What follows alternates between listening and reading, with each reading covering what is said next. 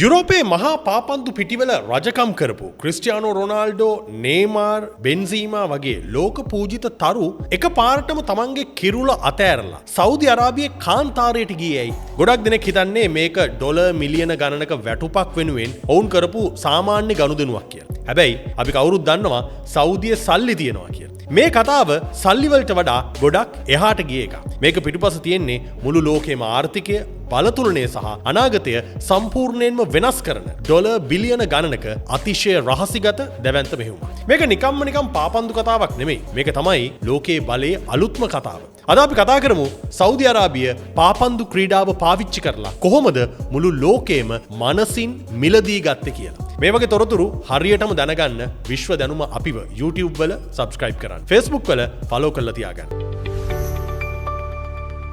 දශක ගණනාවක් තිස්සේ සෞදි අරාබිය කියන කාන්තාර රාජ්‍ය ලෝකයේ පාලනය කළේ එකම එක ආයුධයකින්. ඒ තමයි කළු රත්තරන්. එහෙම නැත්නම් ඛනිජ තෙල්. අපි දන්නවා මැද පෙරදිග තෙල් කියන්නේ ලෝක ආර්ථිකයේ හදවත කියලා. ලෝකයේ ආර්ථිකයේ දිව්වේ සෞදිය තෙල් මත. මේකට ආර්ථික විද්‍යාවිදි කියනවා පෙට්‍රෝ ඩොලර් ක්‍රමය කියලා. හැබැයි දැන් ලෝකයේ වේගයෙන් වෙනස් වෙනවා. ඔබත් දකිනවා ඇති. දැන් අපේ පාරවල් පුරා විද්‍යුත් වාහන එහෙම නැත්නම් EV කාර් දුවනවා. ලෝකේ පුරාම සූර්ය බලය සහ සුළං බලය වගේ පුනර්ජනනීය බලශක්තිය ව්‍යාප්ත වෙනවා. මේ වෙනස් වීම දකිනකොට සෞදියේ ඔටුන්න හිමි මොහමඩ් බින් සල්මාන් කුමරුට එහෙම නැත්නම් හැමෝම දන්න MBSට එකම එක දෙයක් ඉතා පැහැදිලිව තේරුණා. ඒ තමයි තව දශක දෙක තුනක් ගියාම තෙල් වලට තියෙන වටිනාකම බිඳුවටම බහිනවා කියන එක. නිකමට හිතන්න ඔබ ළඟ තියෙන වටිනාම වත්කම හෙට දවසේදී කිසිම වටිනාකමක් නැති දෙයක් බවට පත් වුණොත් ඔබට ඒක කොහොම දැනෙයිද?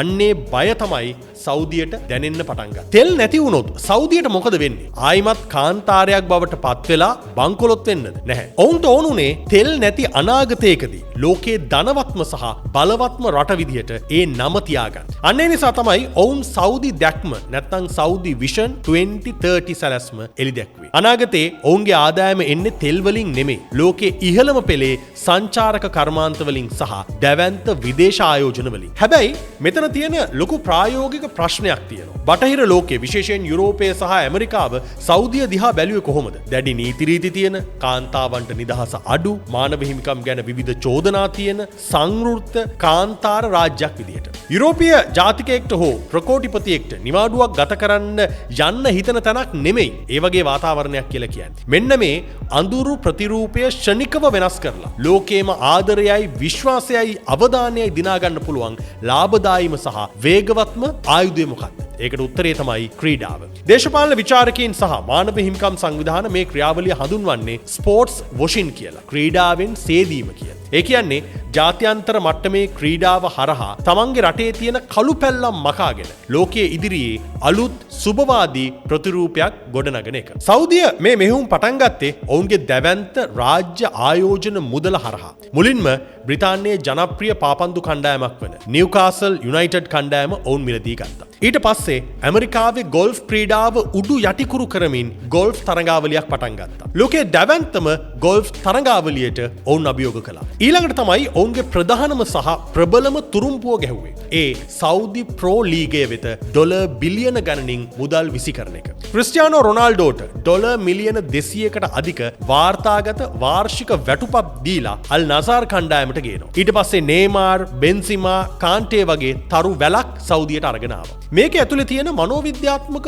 උපක්‍රමය මොකක් කියලාද ඔබ හිතන්නේ? රොනාල්ඩෝගේ Instagram ගිණුමට මිලියන 600කට අධික අනුගාමිකින් පිරිසක් ඉන්නවා. ඔහු සෞදියේ නවීන අවන්හලක ඉඳන් එහෙම නැත්නම් සෞදියේ සුන්දර වෙරළ තීරයක ඉඳන් දාන ෆොටෝ එකකින් මුළු ලෝකේ මිලියන 600කගේ ස්මාර්ට් ජංගම දුරකථන වලට සෞදියේ සුන්දරත්වය සහ නවීනත්වය ගලාගෙන යනවා. මිනිස්සුන්ට අර පරණ සෞදිය අමතක වෙලා සුඛෝපභෝගී අලුත් සෞදියක් මනසේ ඇඳෙනවා. සෞදිය මේ පාපන්දු තරු මිලදී ගත්තේ තරඟ දිනලා කප් එක උස්සන්න නෙමෙයි. ඒ තරුවටා ඉන්න බිලියන ගණනක ප්‍රේක්ෂකීන්ගේ අවධානය සහ මනස සෞදිය දෙසට නම්මා ගන්න. දැන් ඔබට හිතන්න පුළුවන් මේ පාපන්දු ක්‍රීඩාවෙන් ගොඩනගා ගන්න මේ දැවැන්ත ජාත්‍යන්තර අවධානය අවසානයේදී ඔවුන් අරගෙන යන්නේ කොතනටද කියලා. ඇයි මේ තරම් වියදම් කරලා මිනිස්සුන්ව සෞදියට ගෙන්න ගන්න කියලා. ඒක තමයි මේ කතාවේ ඊළඟ වැදගත්ම කොටස. ඒ අවධානය කෙලින්ම යොමු කරන්නේ ඩොලර් බිලියන 500ක අති විශාල වියදමින් කාන්තාරය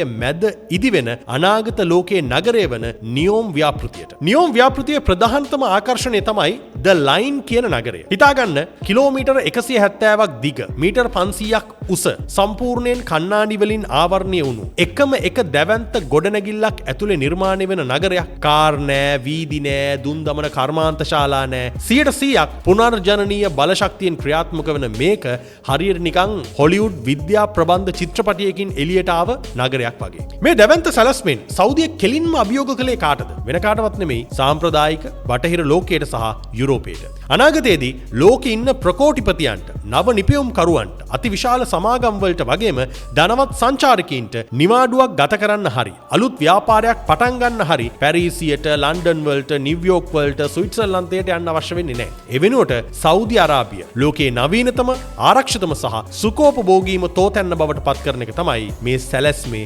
අවසාන අරමුණ. මේ ඔක්කොම එකතු කරලා බැලුවාම අපිට එක දෙයක් පැහැදිලි. රොනාල්ඩෝට, නේමාර්ට ගෙවන ඩොලර් මිලියන 200ක වැටුප සෞදියට කිසිසේත්ම පාඩුවක් නෙමෙයි. නිකමට හිතන්න මුළු ලෝකයේම ප්‍රධාන ප්‍රවෘත්ති නාලිකාවල, පත්තරවල සෞදිය ගැන ධනාත්මක විදිහට කතා කරන්න, බිලියන ගණන් මිනිස්සුන්ට වෙළඳ දැන්වීම් පෙන්වන්න කොච්චර මුදලක් යයිද කියලා. ඒ අතින් බලනකොට මේ තරුවලට ගෙවන මුදල කියන්නේ මුළු බටහිර ලෝකයේම ආක්‍රමණය කිරීම සඳහා සෞදිය කරපු ඉතාමත් ලාභදායී අලෙවිකරණ සහ භූදේශපාලනික ආයෝජනයක්. ඔවුන් ඇත්තටම මිලදී ගත්තේ පාපන්දු ක්‍රීඩකයින්ව නෙමෙයි. ඔවුන් මිලදී ගනිමින් ඉන්නේ මුළු ලෝකයේම මනස සහ ලෝකයේම අවධානය. ඉතින් තෙල් යුගයෙන් පස්සේ ලෝකේ නව ආර්ථික සහ සංස්කෘතික පාලකයා සෞදිය බවට පත් වෙයිද? පාපන්දු පිටියේ කරන මේ ඩොලර් බිලියන ගණනක සූදුව ඔවුන්ව ජයග්‍රහණය කරා අරගෙන යයිද? සෞදියේ මේ දැවැන්ත සැලැස්ම ගැන ඔබට හිතන දේ අනිවාර්යෙන් පහලින් කමෙන්ට් එකක් හැටියට දාන්න. මේ වීඩියෝ එකෙන් අලුත් දෙයක් ඉගෙන ගත්තා නම් තව කෙනෙක්ට බලන්න මේ වීඩියෝ එකත් ෂෙයා කරන්න. මේ වගේ තොරතුරු නිතර දැනගන්න විශ්ව දැනුම අපිව YouTube වල subscribe කරන්න, Facebook වල follow කරලා තියාගන්න. ඔබට සුබ දවසක්.